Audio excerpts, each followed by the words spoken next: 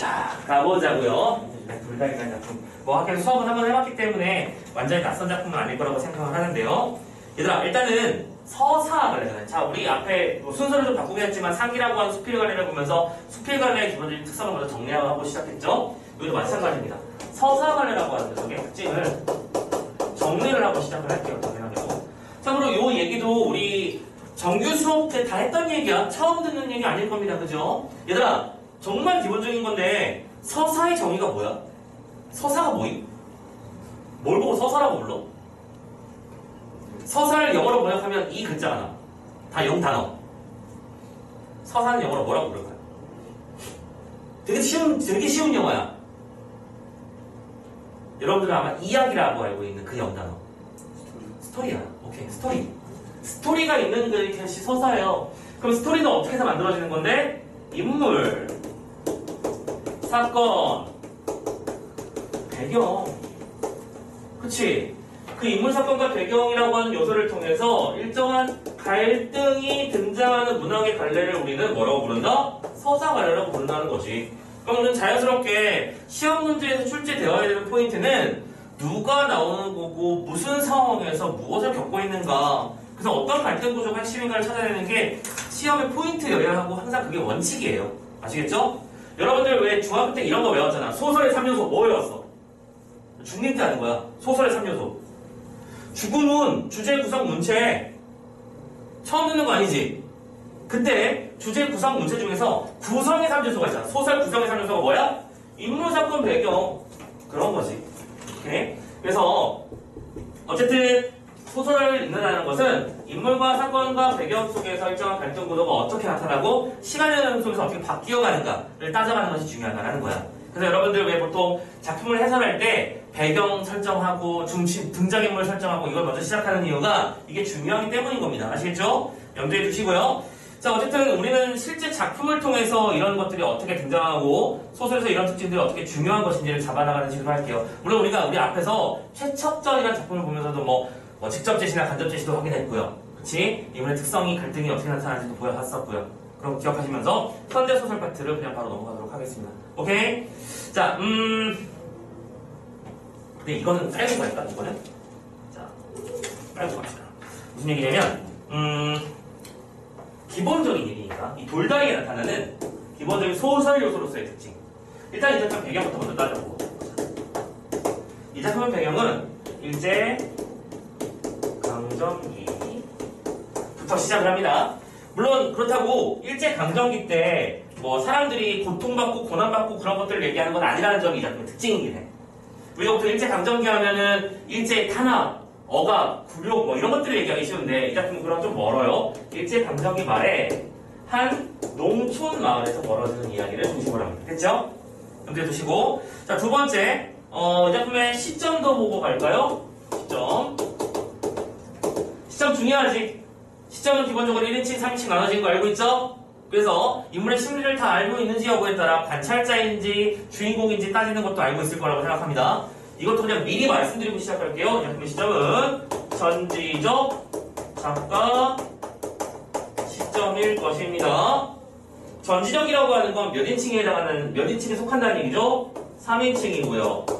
두 번째, 인물의 심리를 모두 알고 있는 상태로 작품의 서술자가 서술하는 방식을 말하는 것이죠. 오케이.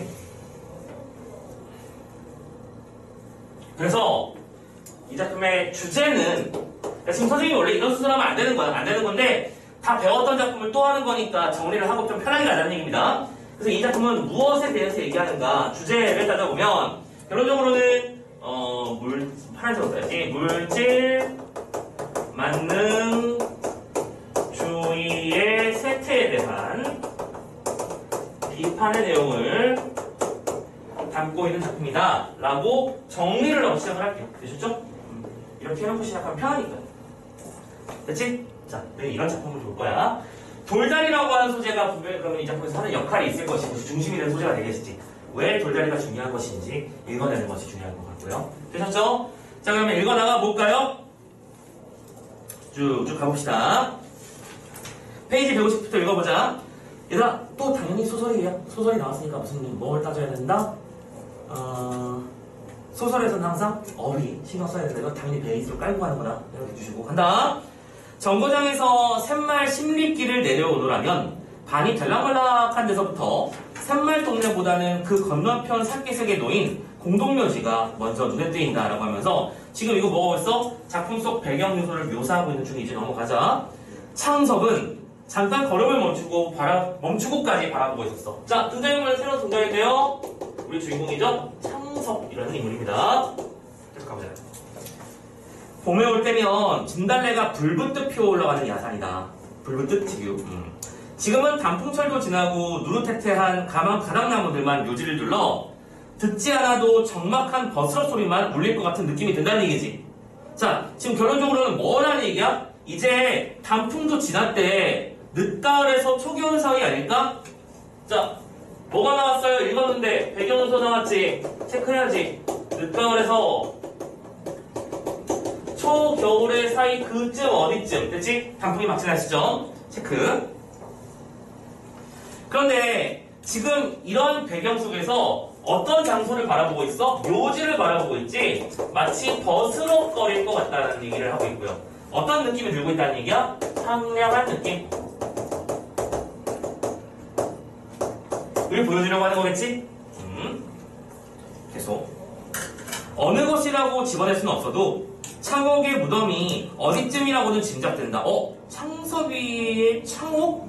창섭은 마음으로 창호가 하고 불러오며 묵례를 보냈다. 오케이? 여기서 요 장소를 통해서 창옥을 떠올림. 우리 다 알고 있잖아. 너희 동생인 거. 그치? 여동생. 계속 가봅시다. 다만 오누이 분으로 나이가 훨씬 떨어진 누이였다. 나이 차이가 많이 난다는 뜻이야. 차이가 많이 나. 지금도 눈에 선하다. 자기가 마침 방학으로 와 있던 여름이었는데 창옥이는 저녁을 먹다 말고 갑자기 복통으로 뒤분겼다.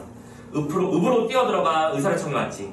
의사는 주사를 놓고 돌아갔는데 밤새도록 열은 내리지 않았고 새벽녘엔 아파하는 것도 더해갔지. 다시 의사를 데리러 갔으나 의사는 바쁘다고 환자를 그냥 데려와라 라고 했었죠. 오케이? 그런데 하라는 대로 환자를 데리고 갔지만 역시 오진을 했던 거야. 미치겠다. 창옥이는 뭐예요? 의사의 오진으로. 심지어 오진을 2번이나 한 상태에서 지금 상대방이 다 죽어가고 있는데 오라가라까지 한 거야. 되게 거만하고 무능하지. 그치? 다시 하루를 지나 고름이 터지고 복막이 절망적으로 상해버린 다음에야 맹장염인 걸 알아낸 눈치였던 거죠. 그때 창섭은 자기도 어른이기만 했으면 필시 반드시 의사의 역사를 들었을 거야. 이런 누이의 허무한 죽음에서 창섭은 뜻을 세워 아버지가 권하는 고등학교, 그러니까 농고라고 말하고 우리 보통 말하죠, 그렇죠? 농업계열 고등학교를 무시하고 마다하고 의학 전문학교, 요즘 말하는 의대를 들어갔고 오늘의 의료소는 맹장 수술로는 서울서 정평이 나 있는 한 권위가 된 것이야. 아, 그렇구나. 의사의 오진으로 창옥이 죽게 되어 창섭은 어떤 직업을 갖게 되었어? 의사라는 직업을 갖게 되었구나. 특히 이 맹장 연구 관련해서 그렇지? 권위자가 되어버렸대요. 이런 케이스가 생각보다 상당히 많다고 하더라고. 가족 중에 한 명이나 자기가 아끼는 사람이 할머니 뭐 이런 사람들 있잖아. 그런 사람이 아플 때 그 아픔을 옆에서 보고 자란 아이들이 그들을 치료해드리는 목적으로 열심히 공부해가지고 의사 되는 케이스가 생각보다 많더라고요. 우리가 흔히 뭐 맨날 이런 얘기 많이 하잖아. 의사들은 뭐 돈에 미친 사람들이라든가 나쁜 사람인 것처럼 묘사되는 경우도 많은데 의사도 좋은 사람 얼마나 많은데요, 그죠? 이번에 학원 가서도 마찬가지잖아. 학원 가서가 다 그렇게 클럽 다니는 거 아니에요, 그죠? 되게 열받아. 짜증나. 그 친구 대학생이더만. 그냥 알바잖아, 그 친구는. 대학생이 알바를 뛰는 거고 학원 강사가 아니라고. 근데 선생님 같은 전문 학원 강사까지 그냥 매도당하는 거잖아. 그치? 뭐 이번에 또 교육청에서 뭐 조사를 나오겠다. 뭐 휴원을 권고하겠다. 말이 많던데. 아무튼 내 생각은 그거야. 내가 뭘 잘못했다고.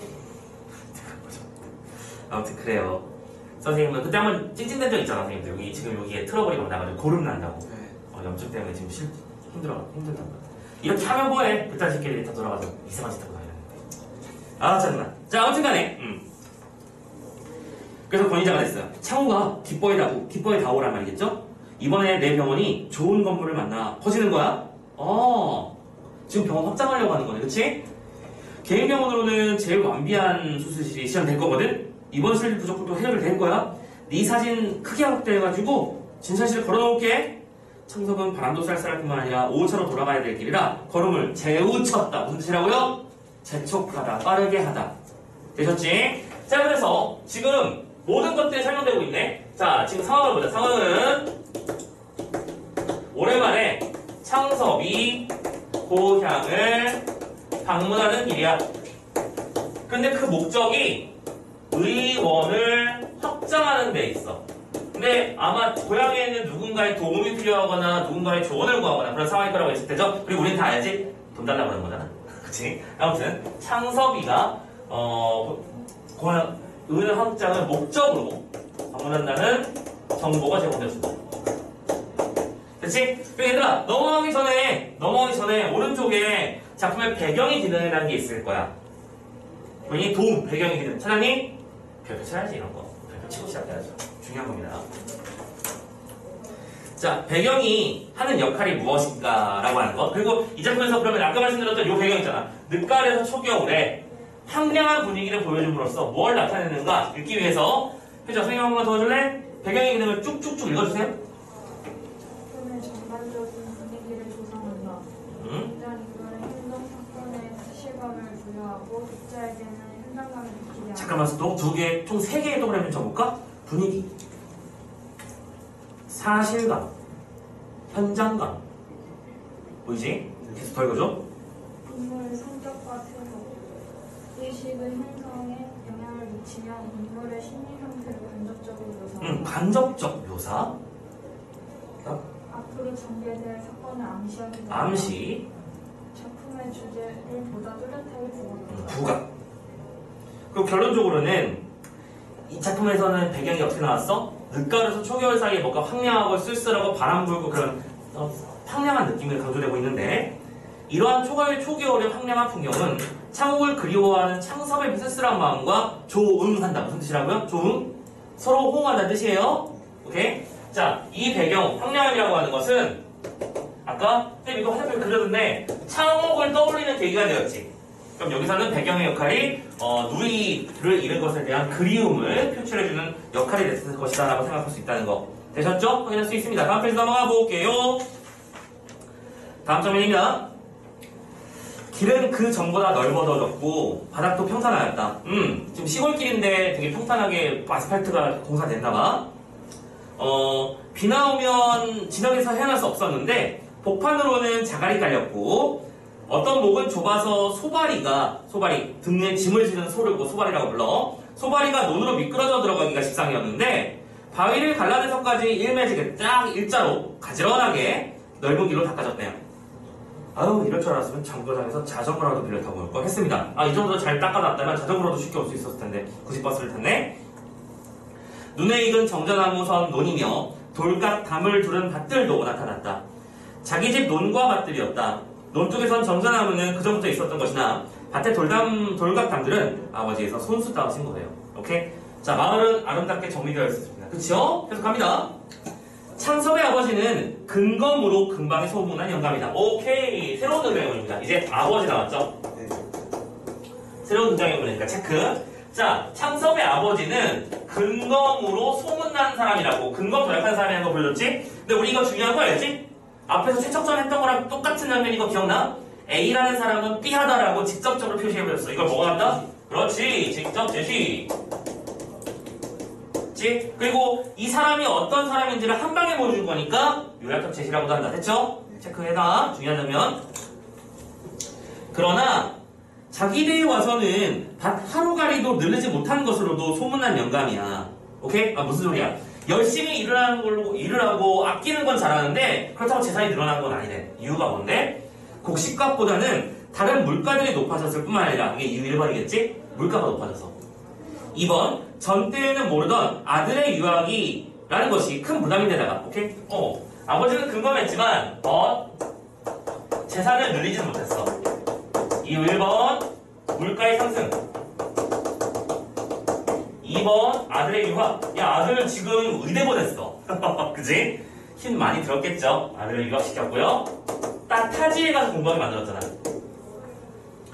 그리고 할아버니와 아버님께서 나를 부자 소리는 못 들어도 굶는 소리 안 들고 살도록 물려주시고 가셨다. 들어 탐내 모아서 뭐하니? 잠깐만, 지금 할아버지와 아버지라고 하는 건 아버지의 기준에서를 말하는 거야. 창섭의 기준으로는 증조할아버지와 할아버지를 말하는 거겠지. 이해했니? 근데 이걸 할아버니라고 불렀어요. 보십니까? 또 드럭드럭 탐내 뭘 허니라고 표현했습니다. 됐죠? 뭐예요? 방언 사용되었죠? 아버지의 대사입니다. 자, 아버지의 대사에서는 방언이 사용되었어. 방언의 효과는 뭔데? 사실감, 현장감, 아까랑 비슷한 말인 거 아닐까? 뭐지? 현장감. 하나 더, 굳이 말하자면 생동감. 이런 것들을 드러내고 있다. 계속 보자. 그렇게 탐내가지고 돈 모아서 뭐하니? 할아버니께서 쇳떡을 맨손으로 움켜다가 넣으시던 논, 아버님께서 멍돌을 손수 이룩하신 멍돌, 돌이 막 삐적삐적한 것들을 전부 다 정리하신 밭을 더 건논으로 더 기름진 밭이 되도록 닭달만 해가기도 전에 내겐 벅찬 일을 깨달아라고 말했어요. 뭐예요? 지금 결론적으로는 우리 할아버지 때부터 지금 우리 아버지, 그리고 창섭이 너희 아버지인 나까지 계속해서 우리가 할 일은 우리 땅을 조금 더 기름지고 가치 있는 땅으로 만들기 하기 위해서 힘을 썼다는 얘기잖아. 그거 할 시간에 이거 땅 팔아가지고 이익 남겨서 어디 땅을 또 사가지고 그 땅으로 다시 더 큰 땅으로 옮기고 이렇게 하는 그런 돈벌이 짓으로서의 대상의 땅이 아니라 내가 관리하는 땅만큼은 농군들에게 최고의 땅이 되어야 된다 생각하시는 거겠지. 그렇게 해서 전용 아껴 써서 남는 돈이 있으면 그 돈으로 품을 몇씩 들여서까지, 품이라고 하는 건 여기서 품삯이라는 말 들어갔지. 한 사람이 하루치 일을 해주는 거 품삯이라고 그러잖아요. 그쵸? 품을 들였다는 얘기는 인물을 고용해서, 그러니까 돈을 모으면 그 돈을 오히려 돈을 써서 어디에 썼어? 빗들은 논배밑을 바로잡고, 논배밑 무슨 뜻이라고요? 논에 하나 도랑으로 이렇게 테두리를 만들잖아. 그치? 그 구역을 예쁘게 네모나게 정리하고, 밭에 돌을 출연해서 바람 맞으러 담도 두르고 개울에는 둑도 맞고 그렇게 그러다가 아들이 의사가 된 이후로는 아들 학비로 쓰던 목까지 들여서 이제 아들한테 돈 줄 필요 없잖아. 유학비 끊으면 안 줘도 되는 거잖아. 그치? 그래서 그 돈으로는 동네 길들은 물론 읍길과 정거장 길까지 다 닦아놨어. 뭐예요? 심지어 자기 땅이 아닌 다른 이들의 땅까지도 전부 그렇게 투자했습니다. 그러니까 지금 우리 집으로 들어오는 그 길이 평탄하고 정리가 잘 된 이유는 아버지가 개인 돈을 들여서라도 땅을 정리했기 때문인 거야. 됐구나, 됐지? 그러면 이 일화를 통해서 3번이랍니다. 이 일화를 통해서 확인할 수 있는 건 뭐야? 아버지가 뭐에 대한 애정을 가진 존재다? 땅에 대한 애정을 가지신 존재다라는 거 확인할 수 있는 거잖아. 되셨지? 오케이. 자, 계속 갑니다. 남을 주면 땅 버린다고 여간 근실한 자국이 아니면 소작도 주질 않았고요. 또 소를 조필이나 메고 일꾼 3명이나 두고 적지 않은 전담을 전부 자농, 스스로 농산일을 짓는, 그렇게 돌리는 일로 버텨왔는데 실속이 타작만 못하다만도 타작, 다른 사람이 짓게 만들어주는 거야. 오케이?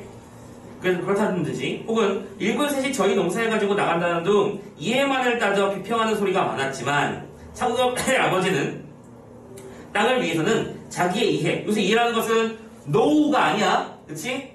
득실을 따지는 거지. 나한테 얼마나 돈을 벌 수 있게 해주는 거, 그런 거를 이해적으로 타산하려 들지 않았어요. 됐죠? 오케이. 땅에 대한 이정이 많았으므로 땅을 뭐 했다고요? 이해 타산적 대상으로 인정하지 않았다, 이 말이잖아. 그치? 지금 중요한 말을 빨간색으로 쓰고 있는 겁니다. 자, 보자. 지금 두 인물이 나왔어. 인물의 태도를 잘 생각해봐. 창섭이는 의사 일들을 좀 더 잘하고 싶어서 돈을 구하기 위해 아버지한테 가는 중이야. 확인했고요. 두 번째, 아버지는 이런 정도로 땅을 사랑하는 사람이야. 땅을 쉽게 내주지 않으실 거라는 거 이해하면 되죠? 그쵸? 이렇게 배경을 갈아놓는 거지. 얘들아, 현대 수술의 특징이 바로 이런 거야. 야, 밑도 끝도 없이 나 땅 줘, 싫어, 이렇게 하는 게 아니라니까? 이유를 먼저 설득을 딱 해놓는 거지. 그치? 자, 이와 같은 임자를 가진 땅들이라 곡식은 거둔 뒤 그루만 남은, 그루통이라고 하지, 남은 그 아래 뿌리 부분만 남은 논과 밭이 돼 그 바닥들의 고름, 그 고르다는 것은 고루 평평하고 잘 돼 있다는 얘기입니다. 또 언저리들의 발은 올바르다는 얘기죠. 흙의 부드러움이 마치 시루떡 모판이나 대하는 것처럼 누구의 눈에나 탐스럽게 흐뭇하게 보였어요. 그렇죠? 무슨 미국식으로 막 너무 땅이 넓어가지고 막 비행기로 막 뒤로 뿌려대고 막 이렇게 하는 그런 느낌이 아니라 땅이 하나하나 잘 관리되는 느낌을 받는다는 얘기죠. 됐죠? 이런 땅을 팔기에는 아무리 수입을 몇 배나 더 나은 병원을 늘리기 위해서나 아버지에게 미안하지 않을 수 없었다. 아, 그렇구나. 그래서 창섭이 지금 오늘 목적이 밝혀지고 있지, 그치? 창섭이 아버지에게 고향을 방문하는 목적은 의료원 확장. 의료원 확장하려면 돈이 필요한데 그 돈은 바로 이 땅을 팔아야 되는 것이구나. 이해됐지? 근데 창섭이는 자신 있어. 왜냐면 아버지가 이런 식으로 땅을 아무리 늘려봤자 내가 버는 것만은 훨씬 못 버실 거야. 내가 크게 벌어서 내가 또 다른 땅을 사드리거나 아니면 좋은 땅을 만들어 드리거나 아니 그것도 아니면 만년을 편안하게 보내실 수 있게 내가 다 해줄 수 있을 것 같아. 창섭이 나름대로 그렇지? 요즘 사회 기준으로 보면 효자죠, 그죠? 그래서 미안하지 않을 수 없었지만 그러나 잡히기나 해가지고는 3만원 돈을 만들 수가 없었다고. 이거 무슨 뜻일까? 잡히기만 해가지고는 3만원 돈을 못 만든다? 무슨 뜻이야? 잡힌다는 얘기는 담보물을 잡힌다는 뜻이야. 자기가 기존에 가지고 있는 재산. 얘들아 이런 식이겠지? 내가 A 건물을 가지고 있고 건물이 요만해.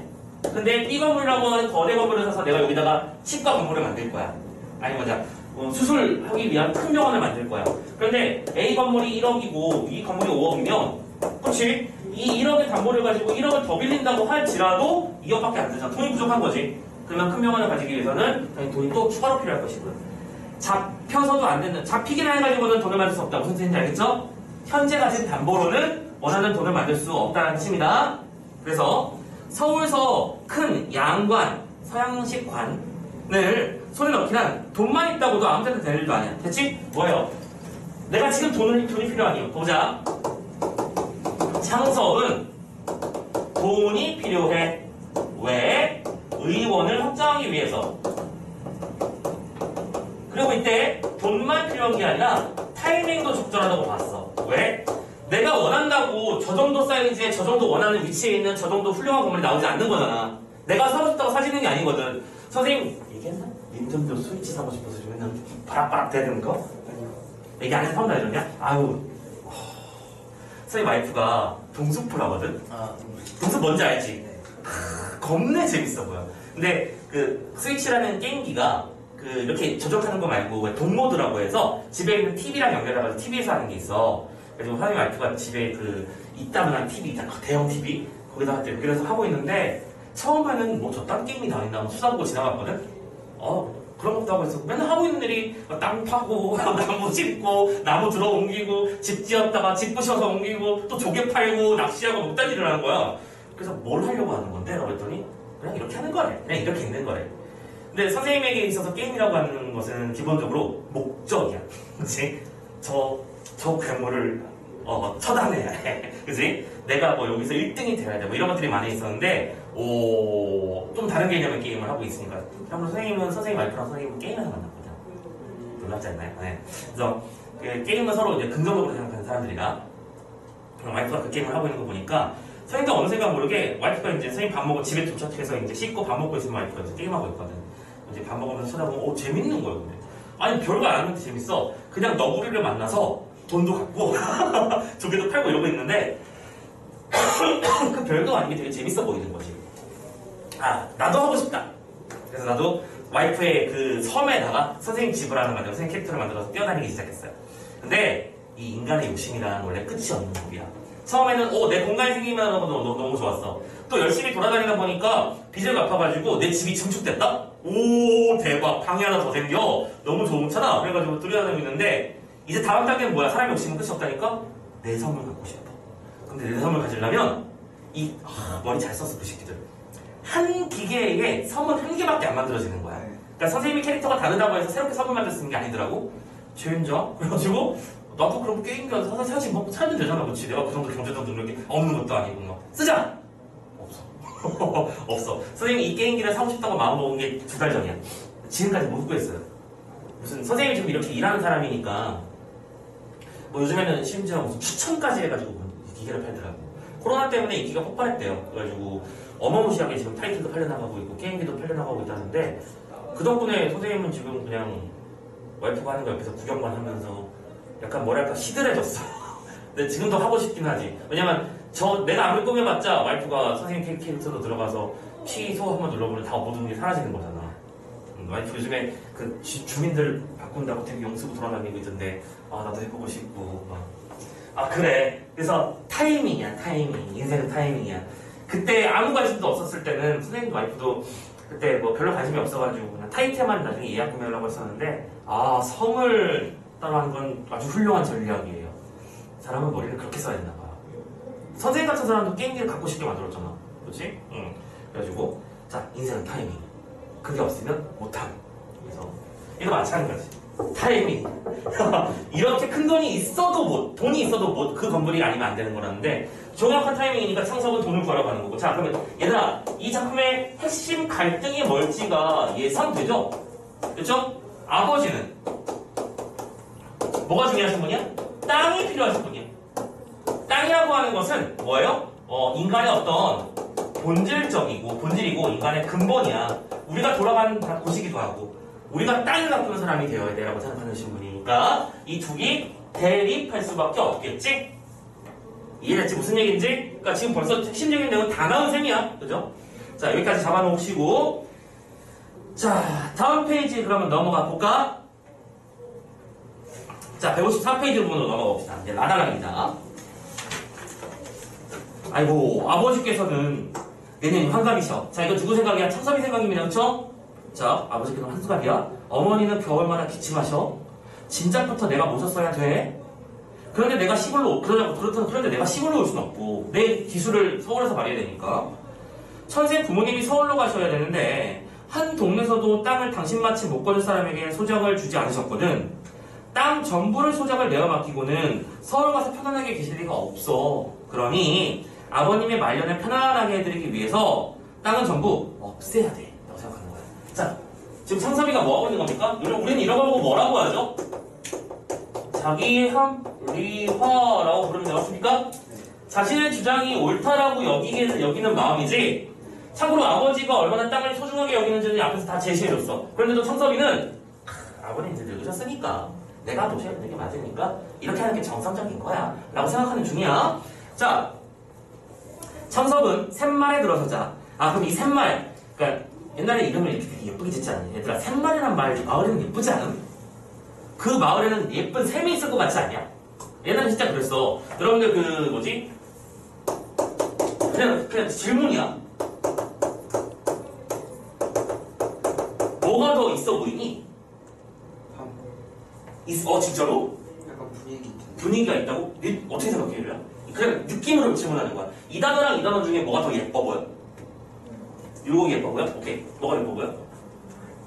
방골이 더 예뻐 보여? 사람마다 다르긴 한데 참고로 요즘에는 한자 쪽을 더 많이 선호하더라. 근데 이게 방율자고 골곡자예요. 그러니까 한자 버전, 한글 버전. 여러분들 이것도 알고 있을 거야. 이거 같은 말이잖아. 오케이? 대전이 옛날에는 대가 큰 대자고 크다는 얘는 한이라고 불렀어. 우리 한강은 큰 강이라서 한강이에요. 오케이? 큰 밭이라서 대전이라고 불렀다고. 그러니까 이런 식으로 옛말에 있었지. 뭐가 예뻐? 선생님이 수업할 때 자주 질문하는 것들이야. 이게 선생님이 수업하는 초창기에는 다들 미리네가 많이 예쁘다고 했었거든? 근데 지금 최근으로 오면 올수록 이게 좀 더 많아져. 은하수가 더 예쁘지, 자기들 눈에는. 니들은 어때? 저는 원래 순우리말 좋아해요. 순우리말 원래 좋아하고, 지금은. 은하수. 그러니까 이가 확실히 넘어간다니까, 이게 점점 한점으로 넘어가. 같은 말이야, 이거. 이게 푸른 하늘 은하수. 푸른 하늘 미리네. 그래요. 네. 그렇습니다. 나래 얼마나 예뻐, 나래. 날개 말고 나래. 개인적으로 선생님 동생 내가 이제 애를 낳았을 때 선생님이 형이 이제 학원 국어 강사니까 이름 좀 지어달라고 하는데 이름 짓느라고 한 몇 줄을 했는지 몰라. 뭐냐면 혹시 이 이름 아는지 모르겠어. 윤슬이. 윤슬. 무슨 말인지 혹시 알아? 우리 강아지 2마리 있어요, 선생님 집에. 강아지가 2마리인데 첫째는 돈이고요, 둘째는 무담이에요. 다 뜻이 있는 우리말들이야. 윤슬이는 밤에 반짝이는 강물결이라는 뜻이라고 해. 반짝이는 강물결. 오케이? 이게 뭐랄까 여성스러운 이름이죠? 여자예요. 그래서 윤슬이라는 이름을 지어줬는데 우리 강아지는 처음에 보니라는 이름을 첫째를 줬어. 그러니까 보니가 혹시 무슨 뜻인지 아는 사람 없겠지. 보니가 무슨 뜻이냐면 밤의 속껍질. 밤 보면 딱딱한 속껍질이 있고 벗겨내면 속에 그 까슬까슬한 속껍질 있잖아. 그걸 보니라고 불러. 이게 뭐냐면 약간 뭐랄까 보드라운 껍질이라는 거야. 그래서 보드럽게 안아준다라는 뜻으로 쓰이는 단어거든. 그래서 이 보니라는 말이 그러니까 우리가 보드럽게 안아줄 수 있는 존재가 되길 바라고 우리가 함께하는 존재가 되길 바라면서 이런 이름을 지었다. 근데 이 친구가 아파. 연약한 특성을 또 가지고 있잖아. 부드럽다 이러면 연약한 특성. 그 모든 존재는 이름 따라가는 거야. 되게 신기하거든. 보니가 녀석이 지난번에 한번 탈장이 돼가지고 자궁을 드러냈어. 그래가지고 녀석이 처음으로 몸값도 되게 비싼 녀석이었거든. 그래서 우리는 나름대로 이제 재테크를 살려고 했지. 너 몸값 비싸잖아. 오케이? 그래서 너의 이름은 통장을 만들게. 네가 벌어서 네가 써. 이런 느낌으로 해주고 싶었어 처음에는. 왜? 품종서도 있거든. 품종서도 있고 그래가지고 그거 가지고 이제 교배나 이렇게 그런 것들을 해가지고 새끼를 낳고 새끼를 우린 다 키울 수는 없을 테니까 분양을 하는 과정에서 수익이 생기면 그 돈을 네가 맛있는 사료 먹는 데 쓰고 맛있는 간식 먹는 데 쓰고 이렇게 만들어주려고 했었어. 근데 탈장에서 아파요. 근데 얘는 아파. 맨날 아파. 피부병도 많고 뭐 되게 아파. 그런데 그래서 둘째 아이를 드릴 때 도담이라는 이름을 짓기로 한 거야. 도담이가 무슨 뜻이냐면 튼튼하다, 단단하다, 뭐 야무지다 이런 뜻이야. 그래서 얘는 머리가 안 좋아. 머리가 안 좋아. 한 2% 정도 부족해. 그러니까 손 하면 손을 탁 쥐고 되는데 이런 식이야. 2%씩 부족해가지고 얘는 눈치가 겁내 빠르고 그래. 눈치가 빠르고 왜냐면 얘는 별명이 먹는 줄 알고고요. 얘는 별명이 노는 줄 알고거든요. 그러니까 뭐 하나를 던지면 노는 바스락하면 본인은 달라고 내 입에 넣어달라고 해석거리고 얘는 던지라고 해석거려요. 그래서 나름대로 재미는 있어. 같이 살아가는 재미는 있는데 순우리말도 이렇게 다 의미를 따라가는 것 같아요. 이유를 모르겠지만 여러분들은 이름을 따라서 살고 있습니까? 자기 이름을 한자로 쓸 줄 아시나요? 네. 뜻도 알고 있어요? 네. 그러면 무슨 한자예요? 무슨 자야? 둘 다 한자야? 제목제 공훈. 아 공훈. 제목과 큰 공을 세우는 제목이 되거라. 네. 라는 뜻인가? 큰 인재가 되겠구만. 크게 자라라. 크게 되어라. 이게 진짜로 이름 따라갑니다. 성도 따라가고요. 희한해요. 그래서 그 시대별로 유행하는 이름들도 있잖아, 그치? 여러분들 특히 뭐 해주나 희주 뭐 이런 식의 들으면 끝에 주자 돌리는 거. 그 다음에 또 뭐가 있지? 주자도 있지만 민자 들어가는 거. 이런 것들 되게 많지. 다 합하면 민주가 되네. 아무튼 간에 그래요. 친구들 이름도 가만히 들여다 보면 트렌드가 있는 게 보일 거야. 그치? 아무튼 그래요. 요즘엔 준이라는 이름이 잘 안 쓰지.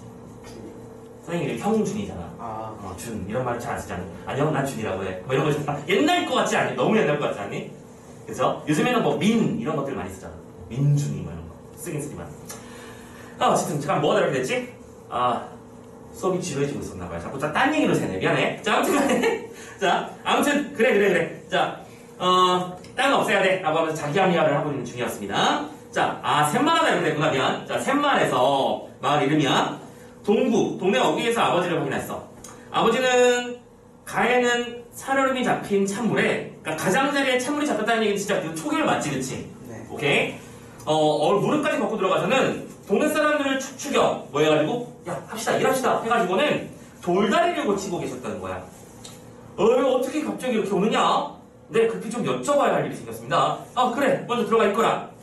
동네 사람 수십 명이 쇠고삐 두 기장은 그러니까 기장이라고 하면 두 길이 흘러 내려간 다릿돌을 동아줄에 얽어가지고는 끌어올리고 있었습니다. 개울은 동네 복판에 흐르는 건데 아래 위로 징검다리는 서너 군데 났지만 하룻밤 비에도 일수 넘쳐서 모두 큰 돌다리로 통행을 하고 있었는데 창섭은 어려서부터 아버지께 이 큰 돌다리에 내려가 주는 것이 아직도 기억에 남아있어. 자 보자. 지금 현재 아버지는 뭐하고 있습니까? 돌다리를 소리하고 있습니다. 자 근데 이 돌다리는 참고로 누차 말씀드리지만 개인 소유가 아니야. 니들 생각해봐. 자 내가 집에 살고 있는데 누군가가 1층 계단에 그 쓰레기를 던져놓고 갔어. 누구야 이거 치워야지? 라는 생각하는 사람 솔직히 너 잘 없을걸? 그냥 뭐하니? 쓰레기가 있고 나고 지나가지 않니? 대부분 그리고 선생님도 포함해서 대부분 그래. 그냥 신경 쓰고 싶지 않거든. 귀찮거든. 오케이? 근데 우리 아버지는 어떤 분이죠? 다리를 들어 올리는 분이죠. 사람들 불러모아가지고. 나는 마을을 위한 일에 솔선수범하는 스타일이구나. 확인됐죠? 됐습니다. 자, 아무튼 그러면서 어려서 들었던 기억을 떠올리네요. 야, 너희 증조부님이 돌아가셨다. 산소에 상도를 해오시는데, 그러니까 그 상으로 쓰기 위해서 놓는 넓고 평평한 돌을 상도이라고 불러. 징검다리로야 건네올 수가 있니? 그래서 너희 조부님께서, 너희 할아버지께서, 그리고 창섭에게는 할머니야, 창섭의 아버지에게는 아버지가 되겠지? 이렇게 넓고 튼튼한 돌로 놓으신 거란다? 됐죠? 오랜 역사라는 거야? 그리고 그 5, 60년 동안 한 번도 무너진 적이 없었다는 거지. 잘 하나 들어갔네, 그쵸? 몇 해는 그런데 장마에 어찌된 셈인지 가운데 제일 큰 장이 내려앉아서 떠내려가 버린 것이었지. 두께가 한 자, 얘들아, 이 자도 고전문학작품에서 굉장히 많이 나온 단위니까 알아도, 한 자는 여러분들 자가 기본적으로 편의점이란다. 오피스점 이런 데서 하면 자가 몇 cm? 30cm잖아, 일반적으로. 그렇지? 30cm 말하는 겁니다. 두께가 한 자는 시라고, 폭은 6자, 길이가 10자가 넘는 자연석 그대로라. 여간 몇 사람의 힘으로는 손댈 염두부터 나지. 엄두도 못했다는 얘기죠. 더구나 불과 수십 보 이내에 연의 보조를 얻어 난간까지 달린 한 나무다리가 놓인 뒤의 일이라. 이 돌다리는 동네 사람들에게는 완전히 잊혀진 채 던져져 있었던 것이었지. 자, 되게 중요한 장면 나왔어. 아버지가 돌다리를 수리하고 있는데 돌다리가 수리되지 않았던 이유가 나오는 거지. 아버지가 나서지기 전까지는 왜 안 수리를 했다고? 그 옆에 멀쩡한 나무다리를 놓았거든. 그럼 저거 생각해보자. 나무다리라는 소재와 중요한 걸 사람들이 쓰고 있는 거야. 이 돌다리라는 소재는 대립적 소재야. 나무다리는 만들 때 어떻게 했니? 똑딱똑딱 못질하고 똑딱똑딱 금방 만들 수 있을 것 같이 뭐예요? 편리하고 쉬워 만들기가. 돌다리는 어때? 돌다리는 그 돌다리 한쪽 올리는 데도 수십 명이 달라들어가지고 힘을 다 써야 되는 거지. 오케이? 어려워. 관리가 어렵고 제작이 어려워. 하지만 그만큼 나무다리는 어떤 특성을 가지고 있을까? 쉽게 썩어버리고 쉽게 무너질 수 있겠지. 오케이? 편리하고 싶지만 그만큼 부서지기가 쉬워. 그럼 돌다리는 또 속성이 어때? 지금 4, 50년 동안 단 한 번도 문제가 없었다며. 오케이? 튼튼한 거지. 근데 이 속성이 중요한 건 아니야. 솔직히 말하자면 더 중요한 건 이거야. 그래서 이 나무다리가 상징하는 건 뭐고 돌다리가 상징하는 건 뭔지 보시는 게 중요한 거지. 나무다리는 늘 상징해. 그리고 답부터 쓰고 하자. 돌다리는 전통적 가치관을 상징한다고 보면 편할 거야. 근대적 가치관은 어때? 자, 커피 한 잔 마실래? 플라스틱에다가 대충 담아가지고 던져서 들고 가면 되지. 없잖아. 이거 버리면 되잖아. 쉽게 만들고 쉽게 소비하고 쉽게 버리는 것들을 상징하는 거지. 근데 선생님 텀블러가 있지만 텀블러를 그렇다고 매일 들고 다닐 수는 없는 거잖아. 밖에 나갔을 때도. 그렇지? 그 돌다리는 텀블러 같은 녀석일 거야. 들고 다니는 귀찮고 막 설거지도 해야 되고. 맞지? 하지만 그 녀석을 계속 꾸준하게만 써준다면 분명히 일회용도 아낄 수 있고 환경도 보존할 수 있고 뭐 그런 식이겠지. 어떤 가치관인지 아시겠죠? 자, 소재 두 개의 대비적 특성 잘 잡으셔야 돼요. 돌다리와 나무다리. 그래서 여러분들 그 옆 페이지 155페이지의 핵심 정리 2번 보세요. 표로 아예 만들어져 있지? 별표 한번 치고 가자. 중요한 거니까 표로 만들어져 있는 거 체크. 나무다리는 만들기도 쉽고 건널 수가 있으면 되는 거잖아. 하지만 만들어진 지 얼마 안 됐으면 불안정해. 돌다리는 어때? 만들기 어렵지만 가족의 역사가 담겨있어. 그쵸? 우리 할아버지께서 어떤 이유 때문에 만들었는지까지 다 내력이 담겨있지. 안정적이었으며 함께 해왔던 거야. 됐죠? 그러니까 이걸 각각 근대적인 가치관, 전통적 가치관 이렇게 의미를 담아주시면 되는 거야. 되셨지? 자, 여기서 끊어갈게요. 여기까지는 어쨌든 이제 두 사람이 각각 어떤 목적을 통해서 만나게 되는지까지 나왔고 이 다음 부분부터가 이제 핵심 장면이고 재밌는 장면이 될 테니까 잠깐만 끊어놨다가 좀 쉬었다가 뒷부분 나머지 한번 가보도록 합시다. 오케이? 자, 잠깐만 쉬어갈게요. 아이, 스위치 얘기 괜히 했어.